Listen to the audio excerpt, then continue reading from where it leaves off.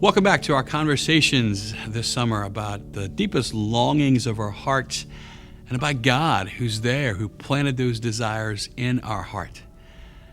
And the last couple of days we've talked about our experience of life, or even our experience of God, and how so many times our experience of God doesn't match either what we wanted or what we expected or even what we believe to be true about God.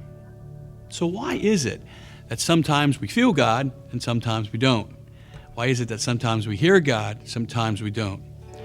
Yesterday we gave you lots of different reasons, and today I'd like to zero in on one of those. Now look, they call me Father Mark for a reason. They call me Father for a reason, and sometimes dads talk about the real things in life and just put all the cards on the table. And I'd like today to have a conversation about one of the most important reasons why we don't experience God. Has a lot less to do with God and a lot more to do with life and us.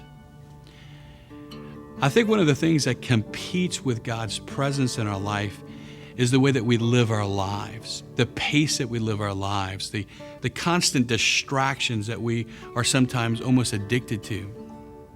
Our hearts were made by God for Him. That means our hearts have to be disposed, you might say, ready to hear God. And God's voice is not always a big booming one because of what we know to be true about God. Sometimes it's a whisper, sometimes it's subtle. God's not violent. He's not just going to come charging in on our life. But if we are living with so much noise in our life, then sometimes God's voice can't compete with that, and it's there. But our experience doesn't lend itself to that because the noise that we live in it's just so big. Ask yourself, how much do we spend on these phones? Not just financially, but time.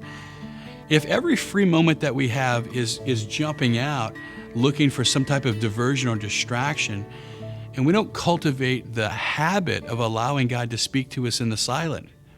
If we're running all the time, jumping in the car, racing here, racing there, if our weekends are filled and there's no time for rest or even recreation, if the pace of life or the way that we live our lives in the downtime never lends itself to quiet, to reflection, then our experience of God is going to be influenced by that more than anything else. Now, look, it's been great walking with you through the videos, and we love you. But we have to be honest with the fact that sometimes the way that we humans live is not sometimes human. In that, sometimes I think that we live outside the gentle pace that God has for us. God wants us. God's longing for us.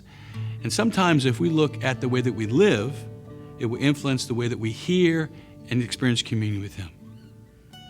As we said, this fall of 2017, the Catholic Church in Houma-Thibodaux is ready to walk with you. But let's start today by having an honest conversation with yourself about distractions, about the pace of life, and is there space for God to be with you? God bless you.